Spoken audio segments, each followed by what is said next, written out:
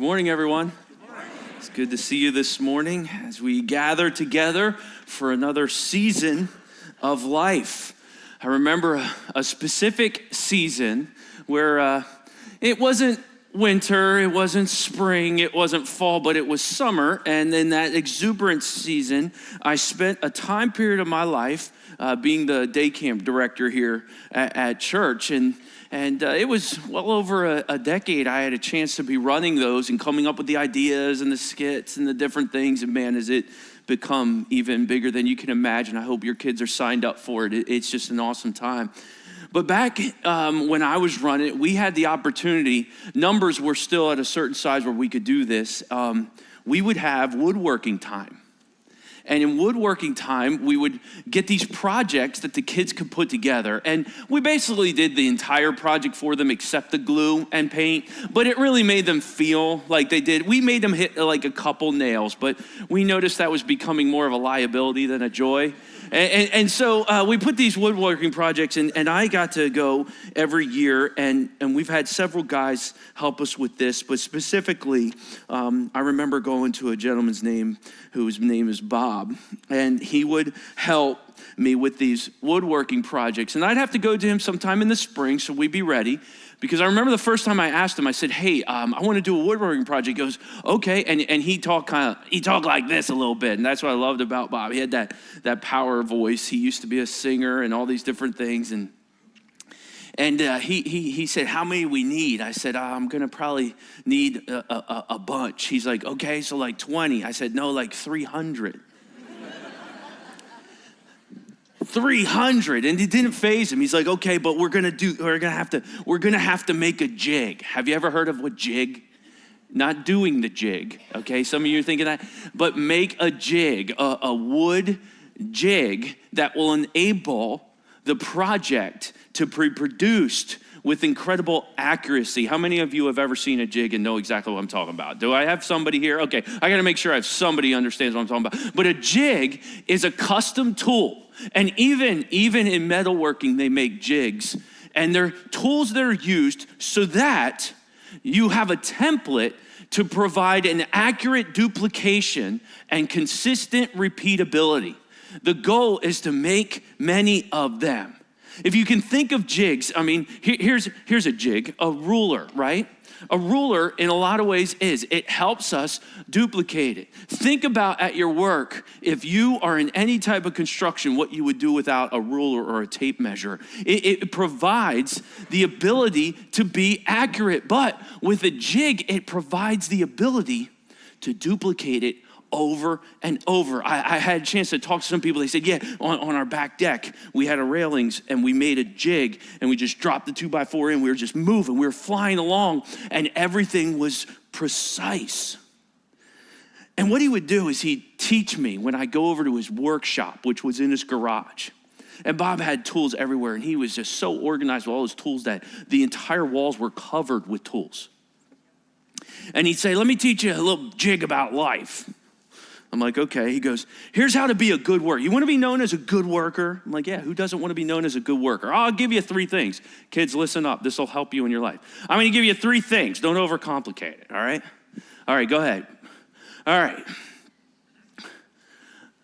Show up on time. When they ask you to be there, show up. And you're 70% better than most workers. I'm like, really? He goes, trust me. Just show up.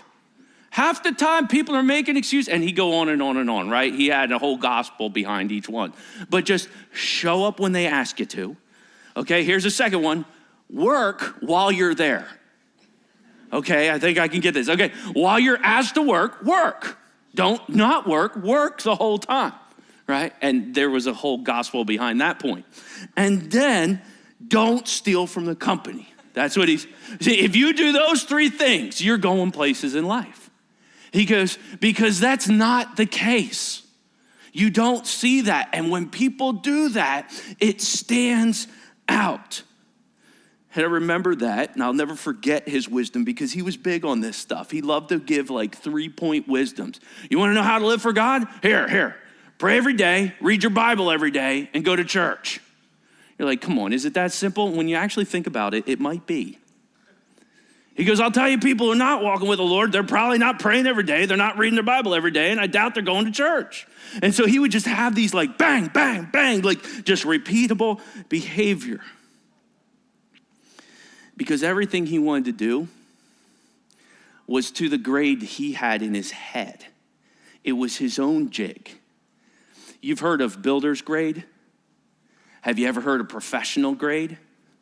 Well, he kind of had this other grade, and it was taught to me one time when he came out to camp at the end of the week to see the kids' projects. And I was excited for him to see the projects, and the kids had done a really nice job. Some did a really terrible job, but that was cool too, right? And as I'm walking into the wood project thing, I noticed there was a trash can. And I was so excited to show him, and I'm walking up towards this trash can, and I see a bunch of the projects are in the trash can. I'm like, oh, God, distract him. And he goes, we lost some over here. He's looking at, I'm like, I'm so sorry. It's probably a counselor didn't realize. And he's like, whoa. We didn't build them just for the kids. We built them for him. And he pointed up in the sky. We built those for him. How they get used isn't my problem.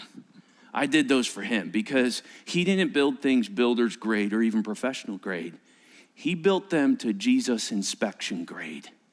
He had a jig that everything he did it for Jesus inspection grade. Therefore, whatever he's doing, he's going to do it for Jesus. And that is not just his wisdom that was born out of Colossians 3:23. It says this, whatever you do, work heartily as for the Lord and not for men. It doesn't say only when you like what you're doing, work heartily as for the Lord, not for men. Only if you're trying to get out of it and it's just about to be done and you're ready to quit, then work hard. It says, whatever you do, that's Jesus' inspection grade.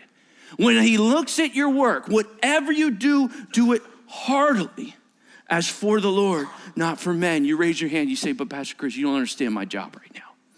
I hate my job. I hate it, you might say. You don't understand my boss. You don't even understand what it's like working for them. Oh, you don't even know the entitlement and the unbelievable arrogance in my line of work. Pastor Chris, you don't even know how dumb my teacher is about assignments. It's like all the time, get a life. I want to go home.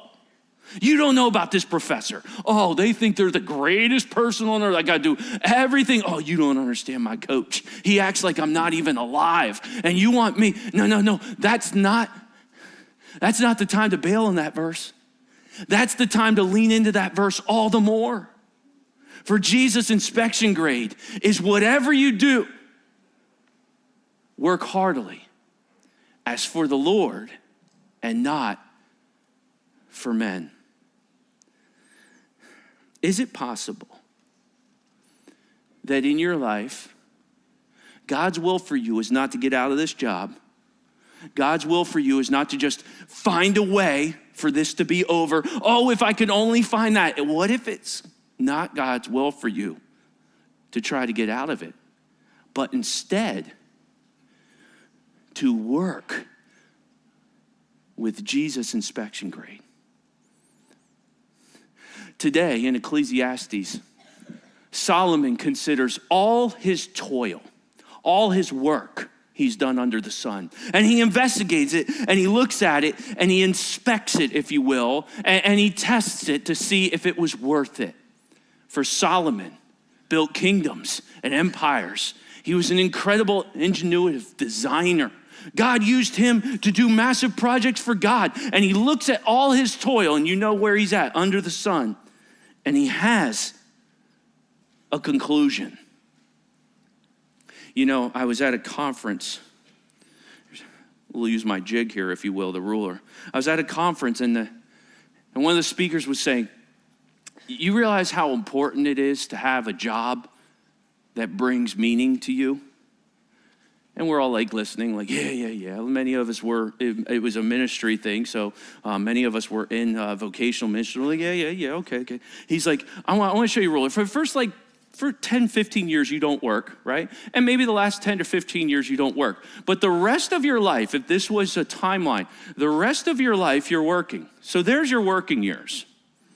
It's a pretty big part of your life, right? Do you want to throw that away? And you look at that and go, wow, what I do for work really consumes a lot of my life.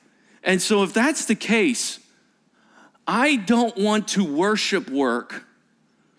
I want to worship with my work. And we are taught in many ways, and many of us love to work. I'm gonna talk about the preacher on the stage. Many of us love to work. And if you enjoy work, and you take pleasure from work, that's where Solomon is. He enjoys working. He enjoys creating. He enjoys building things. He enjoys designing things. He enjoys leading things. He enjoys it, and he's come to a conclusion, right? Maybe the authors think right around this season of his life, when it's coming to a conclusion, that this was worthless. It was worthless. It was meaningless. And so let's listen in and see if we can glean some wisdom as to why he thought it was and how we can prevent ourselves from making the same mistake. If you're here today and you're in a season where you've been questioning your work and whether you want to be there or whether you want to keep doing it or whether you can handle it much longer, it might be possible that God's brought you here today in his sovereign will to listen to wisdom on how you can attack each day and offer Jesus inspection grade. Heavenly Father, use our text today to inspire us to work heartily as for you, not for people. It's easy sometimes when we have people that are enjoyable to work for, to work hard for them. But what about those times where things aren't enjoyable? We live in a world that worships the God of happiness. And if we're not happy, then it must not be God. But oftentimes, God, a God who is far more interested in holiness than in happiness, you use our current work situation to show us your will for us. And what if in this season, your will for us is not a destination to get out of what we're doing, but instead a duplication of attitude, effort, and energy every day? Accurate, consistent, Jesus inspection grade work. And so I pray today that you would inspire us to think of what we've been called to do in this season of life and whether we are doing it to the grade that you would ask for us. So Lord, if you would, just remove the room from any distractions so we might concentrate on your word. Lord, I pray you'd humble our hearts so we'd receive it. And Lord, thank you for everyone here today. And I pray you bless them for making it a priority to sit under the word of God. And we'll pray these things in Jesus' name.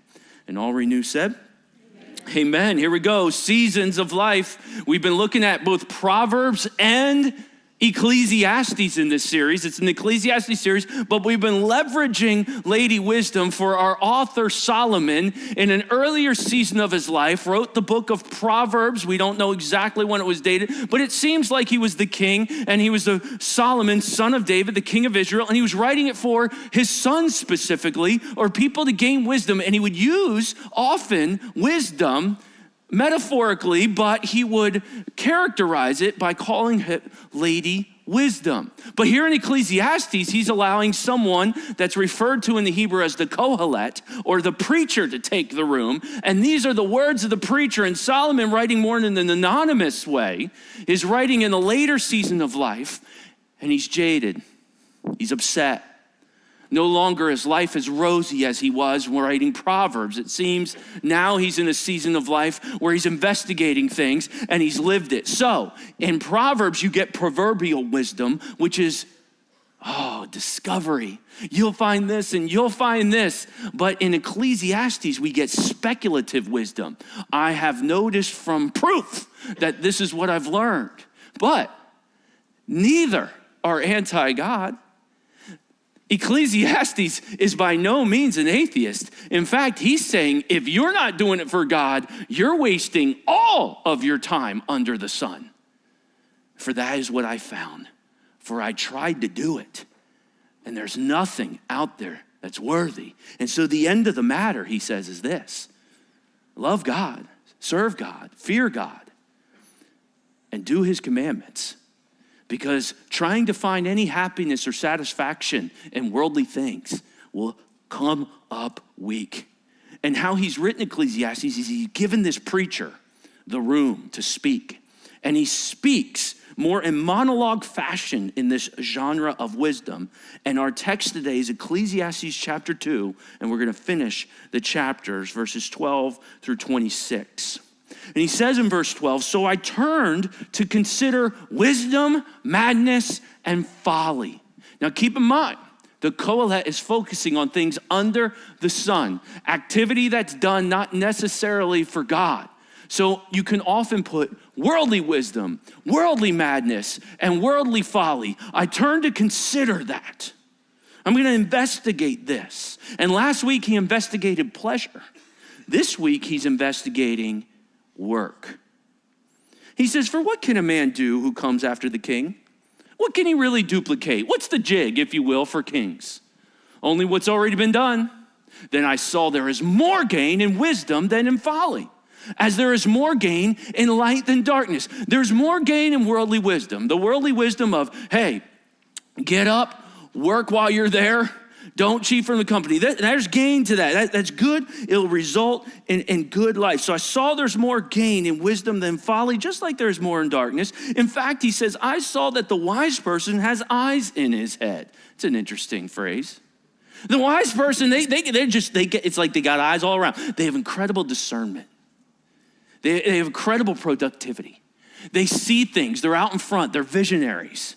I've noticed this about the wise. But the fool just walks around in darkness and they're ouch, Lego, right? Ouch, oh, that hurt, door. The fool just walks around in darkness reacting to life. Where the wise, they set out schedules. They prioritize things. They prepare. They're ready for things. But the fool, they just live in this reactive lifestyle. So let me ask you this real quick. Are you a proactive worker or a reactive worker?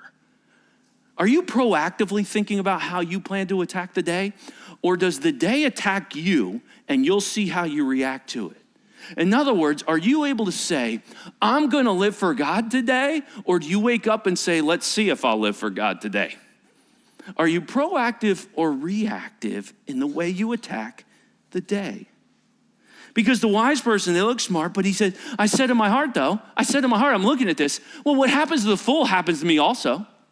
Why then have I been so very wise? And I said in my heart, this is also vanity. He continues and he says this, for of the wise as of the fool, there's no enduring remembrance. Seeing that in the days to come, all will be forgotten. How the wise dies just like the fool. I'm watching this life and people are easily forgotten. What's the point in making a great name? What's the point of being wise? What's the point of being in the 5 a.m. club and getting up and flexing out? Or what's the point in being the latest social media influencer with all the life hacks? What's the point? The wise person gets diseases and dies, and so does the fool. This is what I've noticed. And he's put this whole life on a balance. And he's like, this is what I'm spotting. Worldly wisdom and folly. I don't see any difference. Either are going to have tragedy. Either are going to have difficult times. I'll argue that living a worldly wise life, you're going to get more accomplished. You're going to be more productive. You're going to experience joys and little things like material possessions and all that stuff. And you'll have that gathering lifestyle where you'll have lots of stuff. But I've found that it's still just all pointless. It's worthless. And he's upset about it. He says, you don't even remember anybody. If I said, quick, name your grandparents' parents, could you name them? Name your grandparents' parents, all 4. Give them to me. See, one generation, nobody knows who you are. One generation, nobody knows who you are. Your own grandkids are walking around, I have no clue who they are. One generation. We're not that important. We're vapors, we come and go. This is Solomon's point. It's extremely defeating. If you're new to our church and you're just visiting today, welcome to the Ecclesiastes series. You're like, I came here for hope, my word. I already know all this stuff. Solomon's just pointing out my life. I remember on those wood projects, I would sometimes come to Bob, I go, I got an idea. And it'd be like 2 weeks before camp. What if we add like little sails on the back of those boats and stuff? And he'd say, Chris, let me teach you about the point of diminishing return. Does anybody know what that is? The point of diminishing return. You get to a spot on any project where you can keep going, but it's really only diminishing results. You're just being active. There's some things you do, oh wow, what a difference that made. And there's other things that you just really, you went too far. I can tell you in my life, I have been far too often in the diminishing returns area. Like really, what are we doing for all that? No, not much, you're right. And do you have this sort of guideline for you to say, hey, that's where we're going to stop?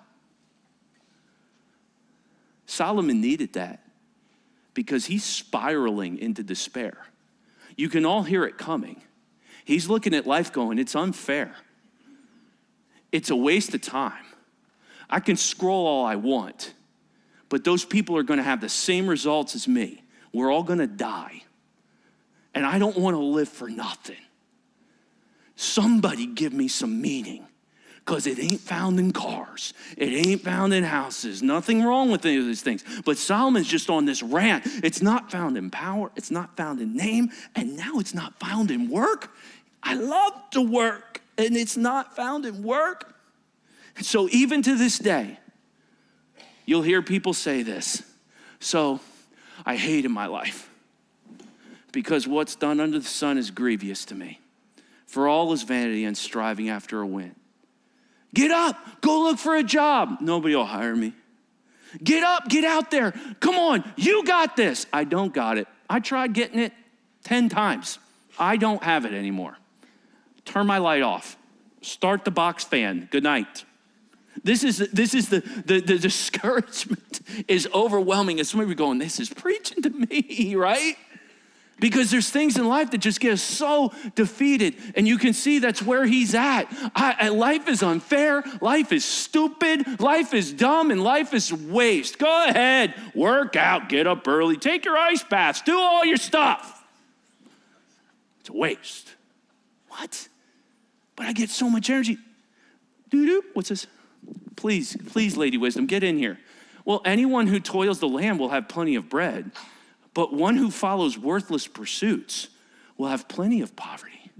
You go, wait a minute. I've seen many people pursue worthless pursuits and they've got tons of money. No. Proverbs is not qualitative. It's quantitative.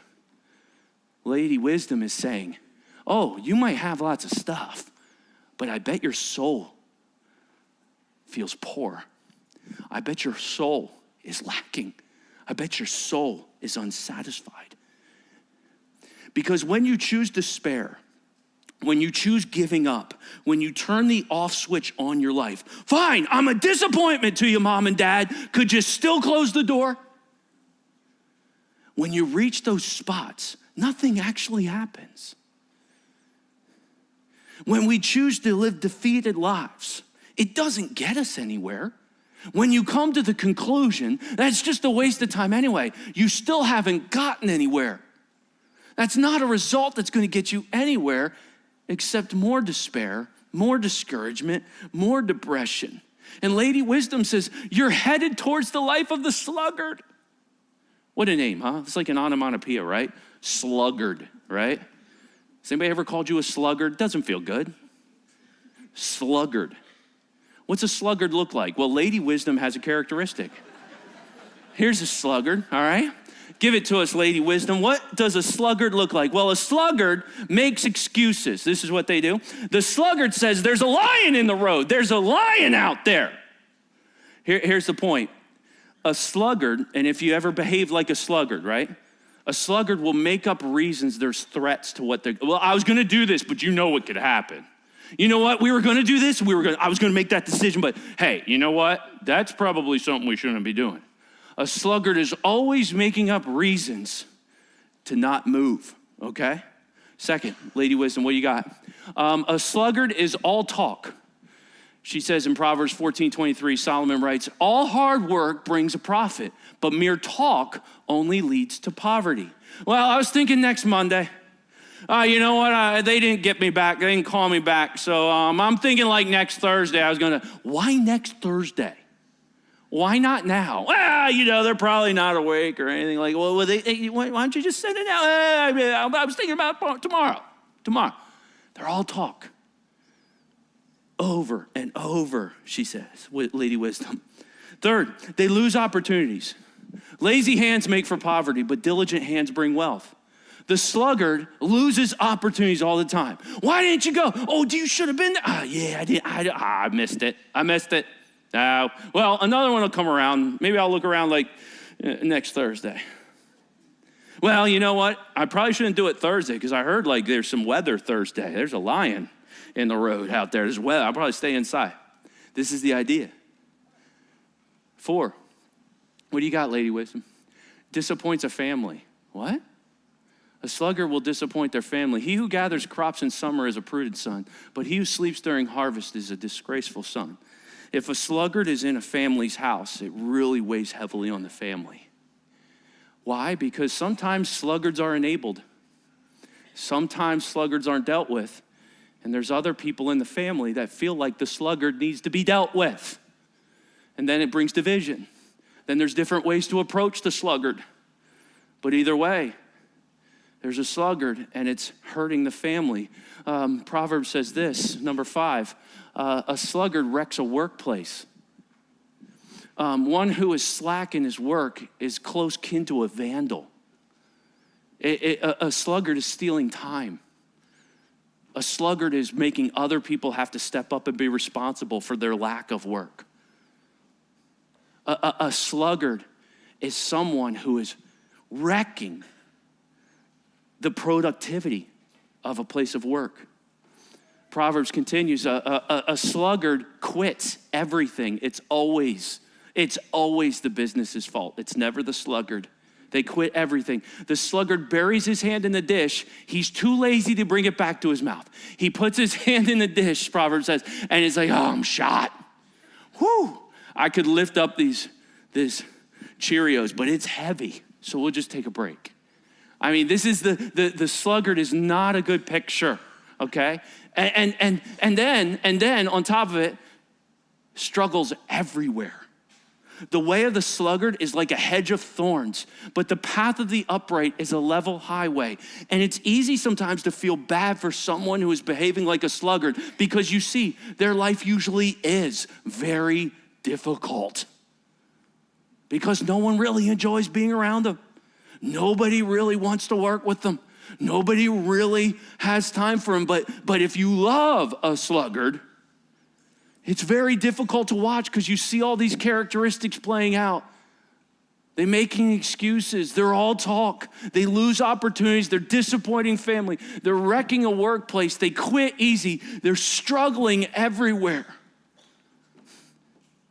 And it's amazing. I love this because this communicates to even this day. Proverbs 6:9-11.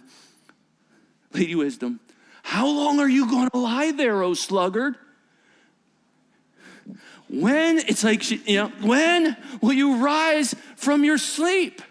And look, I see a little bit of a template. A little sleep, a little slumber, a little folding of the hands to rest. And poverty is coming to you like a robber. And want like an armed man. Remember, quantitative, not qualitative.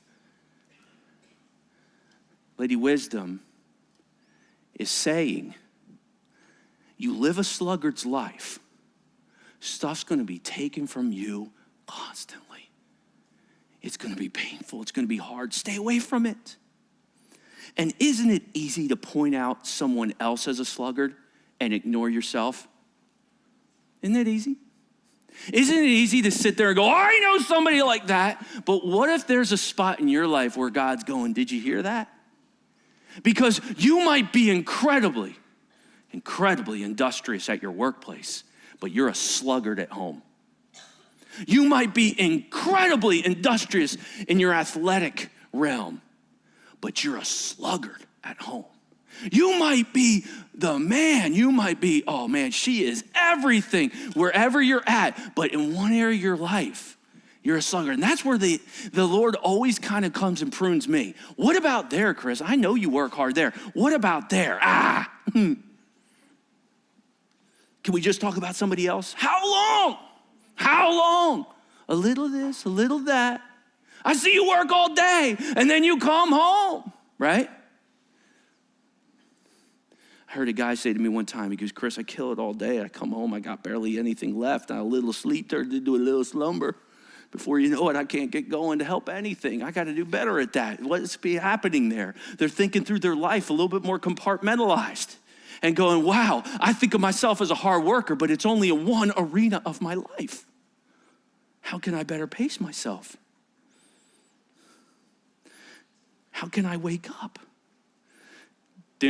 Oh no, what's he gonna say? I hated all my toil in which I toil under the sun, seeing that I must leave it to a man who comes after me. And who knows whether he'll be wise or a fool. Oh my word, he's got a second reason now he's upset. Not only do I not like my work because I feel like it's a worthless pursuit and it doesn't guarantee me a great life.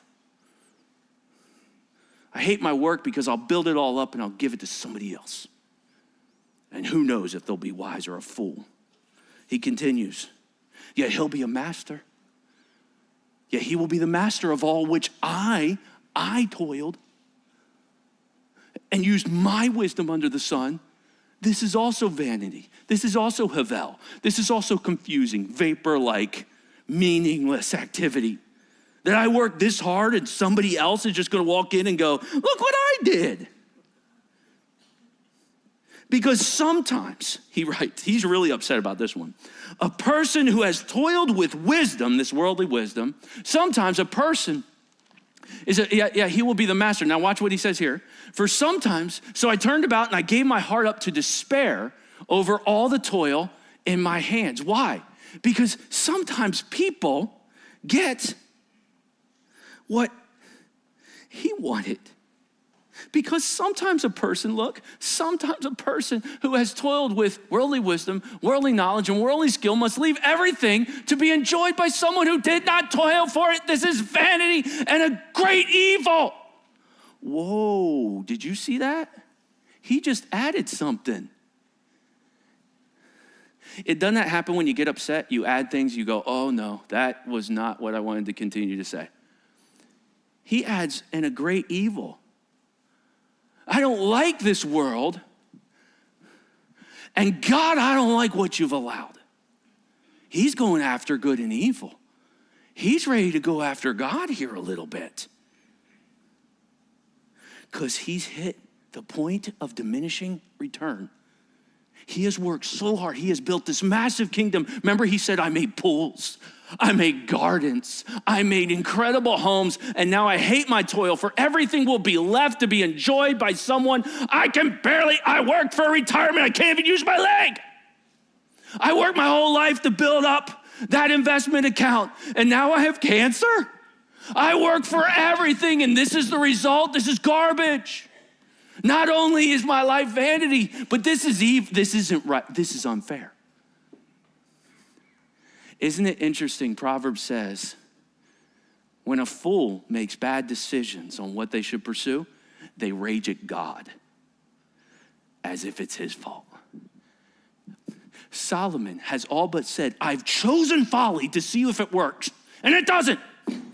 It's a great evil, God. Wait, what, who? I wanted to live life like I'm a God, and it didn't work out.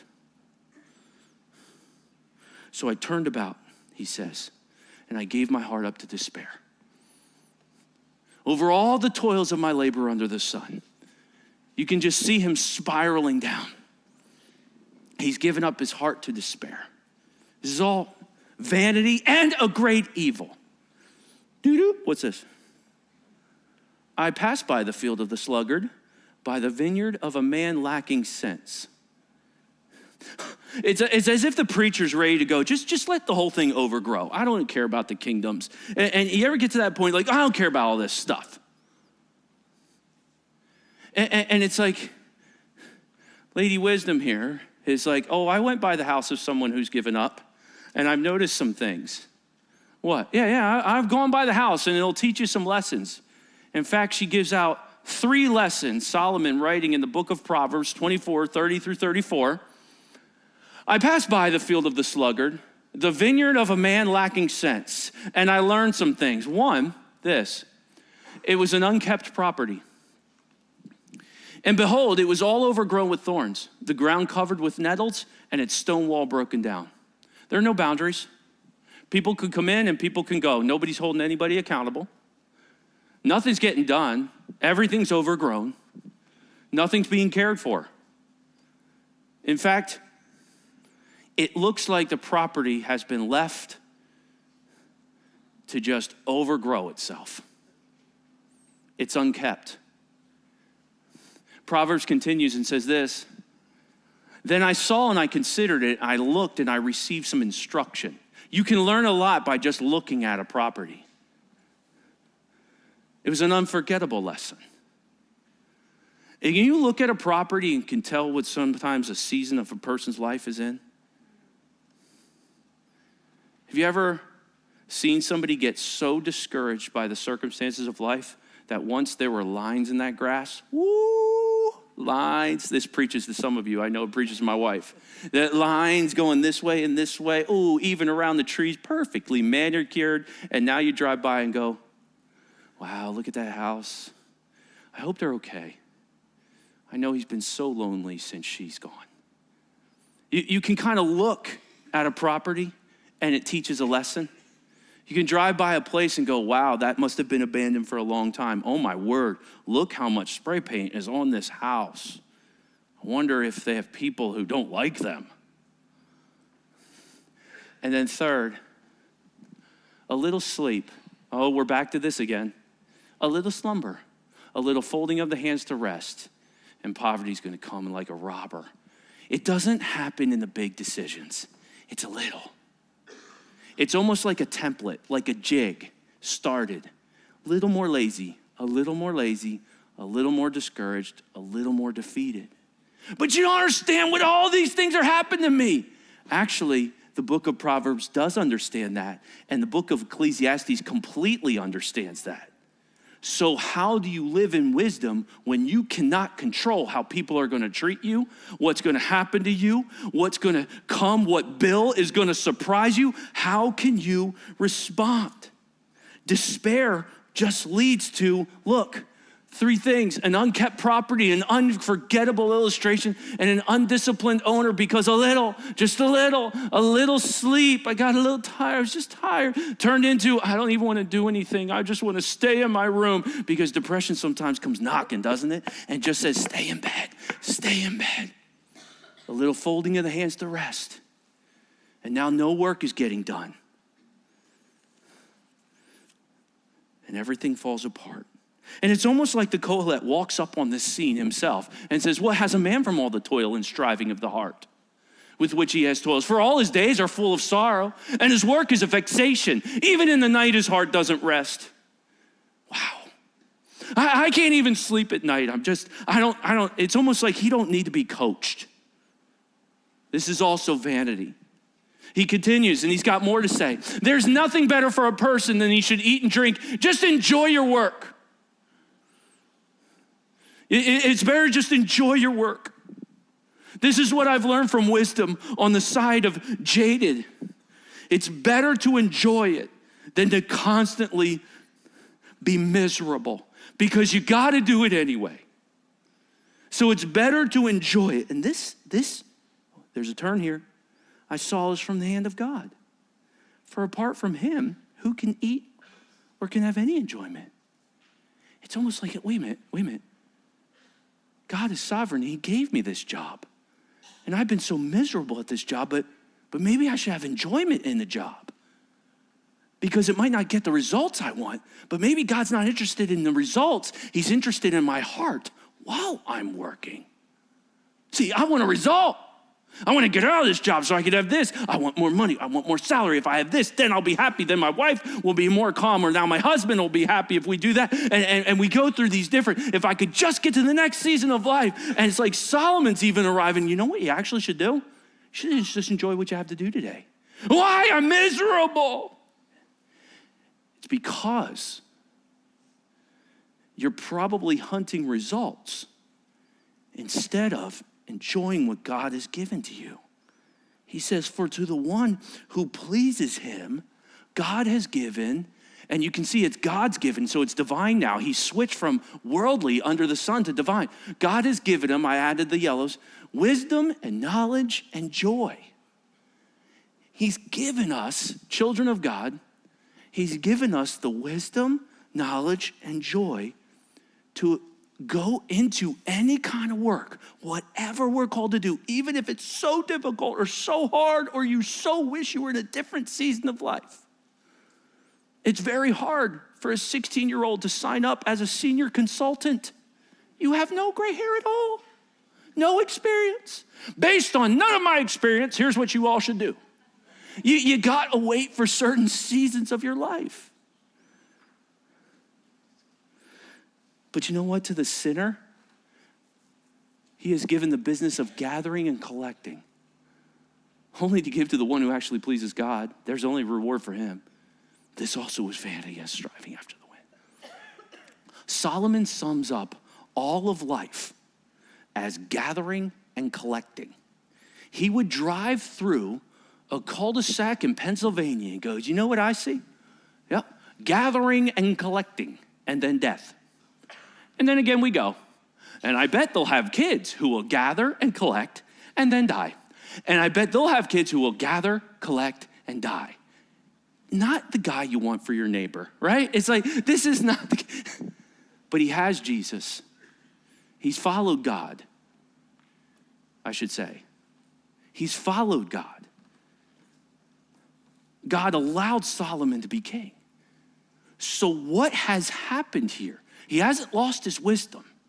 He's just saying, if you don't do things for God, you are literally just gathering and collecting. Would you like to have purpose with your work? Because he's built out the scale for us here in Ecclesiastes. And he's saying, I see the saints work and I see the sinners work. And it's much better to have wisdom than knowledge and joy than to be weighed down by gathering and collecting. Well, what do I do? Please don't just leave us here. We will walk out here so miserable. Let's let Lady Wisdom talk in the book of Proverbs. Solomon writes, I want you to go to the ant. What? I wanted a mentor. Yeah, I got a mentor for you. I know, I need a real mentor. Yeah, go to the ant. The ant? Yeah, you should watch an ant. Does wisdom literature not stop and smell the roses? Wisdom walks by the field of a sluggard and goes, wow, look at all the lessons here. Young parents, you want to be a great teacher? Yes, I do, so much. Just use life lessons. Hey, look at this right here. Look at this right here. Yeah, Dad, yeah. What do you learn by just looking at that? This is what the wisdom literature is. Go to the ant. What? It's like at one point in Solomon's life, he was sitting there just watching ants going, look at this. This is unbelievable. This is incredible wisdom, everybody. And you're all just walking past it. And that's the heartbeat behind Proverbs. We have all this wisdom written down, yet we're seeking out secular counselors at will to get the 5 points to make my life more productive. And there's nothing wrong with those things. In fact, I enjoy some of those things tremendously. But if we want to gain godly wisdom, we go to the ant. Go to the ant, O sluggard, and consider her ways and be wise. Okay, give it to me. We need something to leave here with. Wisdom is judicious, without having any chief, officer, or ruler. Nobody's going, you have to do this, you have to do this, you have to do this, you have to do this. Ask yourself, where could I make a decision that nobody is begging me, pushing me, or shoving me to do it? How could I make a decision? Because wisdom is judicious. It makes its own. I love this word judicious. We don't use it in our society much, but it carries the idea of prudence, discernment, timeliness. it carries a weight of maturity in its decision making. If I told you, I really think you should hire this employee, they're a real judicious person, you'd be like, ooh. Versus, you should probably hire this person, they're quite the sluggard. Oh, judicious. Here's the second one.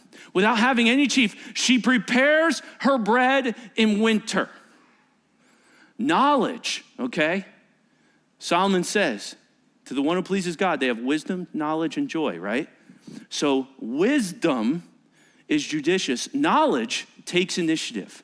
She prepares her bread in winter. She's proactive. She's working ahead. This ant is doing this without anybody going, work ahead, make sure you work ahead. They're just doing it. Why? Because joy gathers gratefully and gathers her food and harvest. Go to the ant, you sluggard, and consider her ways. Why? Because without a ruler, without a boss, without anybody making up her schedule, she's building what she wants to do that day. Have you learned the power of compartmentalizing what's important versus what's urgent? If you haven't figured that out, I spent years weighed down by this, and there are seasons I get weighed down again. The urgent will always beat the important, always. There's always a sports game. Mom and dad, there's always an activity. There's always a piano lesson. There's always something. You will always have urgent going. Have you built out a jig in your family to do what's important? There's always that next business deal. There's always that sale coming up. Have you built out a time in your life during the week where you concentrate on what's important? Because wisdom is judicious. Knowledge takes initiative, and joy gathers gratefully. It's an incredible jig, if you will, by the ant. And it allows you, whatever you do, to work heartily as for the Lord, not for man. Where could you be grateful for your current workplace? I can tell you what's wrong with them. And yes, we can. In fact, when marriages fall apart, all we can see is our spouse's weaknesses, none of their strengths. When relationships fall apart, all we can see is that friend's things that they did. We're keeping records of wrongs. We're upset. But what could you be grateful for? Because in the entire globe, us Americans are the 1%, if you will, the wealthiest of all. We have it incredibly good when you see places in this world in third world poverty.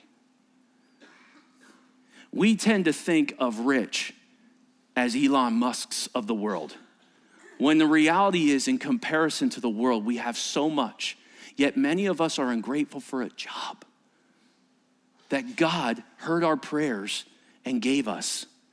But we've decided we don't like this season anymore. And so we've lost our gratitude.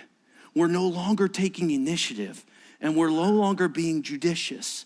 And you might think, I want out of it, but if we can't be trusted with a little, how can he possibly trust you with much?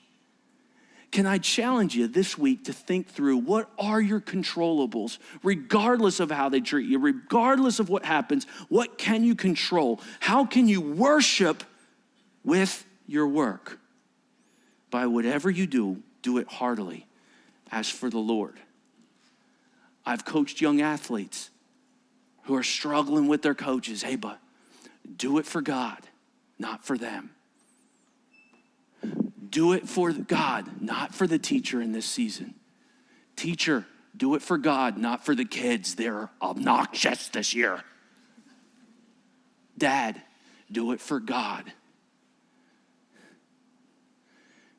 Because the enemy wants you to have a miserable life doing what God's called you to do in this season. So you wreck it for everyone else. And so you get discouraged and become a sluggard.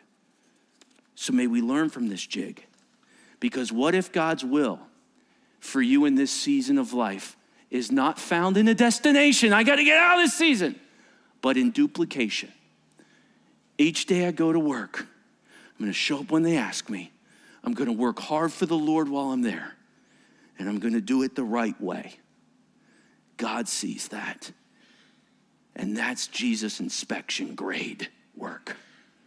Regardless of the way people treat me. Jesus, you see it, right? And I'm praying for you because there are people who are very miserable in their lines of work.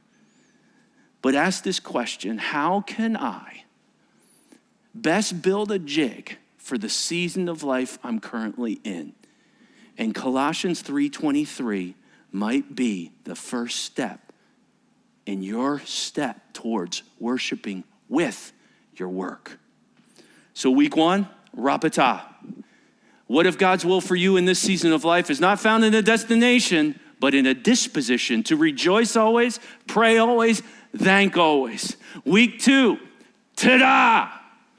What if God's will for you in this season may not be found in a destination? I got to get out of this season, but in a decision to trust always, depend always, and acknowledge always. Week 3, grr. Enjoy yourself, okay, but what if God's will for you in this season of life is not a greedy rate of return, but a generous rate of return? And it's not found in a destination, but in a contribution. And today, jig. What if God's will for you in this season of life is not found in getting out of it, but in duplicating a behavior that is Jesus' inspection grade? Heavenly Father, thank you for the wisdom we're finding from Ecclesiastes and Proverbs. Written, it seems, in 2 very different seasons of life, but wisdom that's given to us to say, we're not going to find meaning and purpose in our work if we're not worshiping with our work. You encourage us, New Testament believers, whatever you find your hands doing, that's what he's called us to do right now. And it might not be what we would really love to do, and it may not be our full call in life. But right now, are you asking us to work hard with a little so you can see if you can trust us with much? Oh, a little sleep, a little slumber, a little folding of the hands to the rest. The enemy wants to discourage so many. And I think if we're honest, we've all found ourselves at some time in our life behaving like a sluggard. I know there's been seasons of real ingenuity I've offered to you, Lord, and I'm sure there have been seasons where I've been quite lazy. Lord, have mercy on us. Forgive us for not being grateful for what you have given us. Lord, help us to do it this week for you, not for others. Because frankly, a lot of others do not deserve our hard work.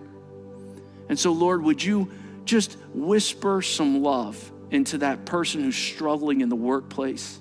Maybe it's a place where they're called names. Maybe it's a place where they're irrelevant. Maybe it's a place where they're just really struggling. Would you whisper, Holy Spirit, some inspiration into the person who's felt defeated and discouraged by the constant difficulties that have come in the areas of work for them? And may you inspire them to build a jig so that they might work heartily for you. Jesus' inspection grade. Amen.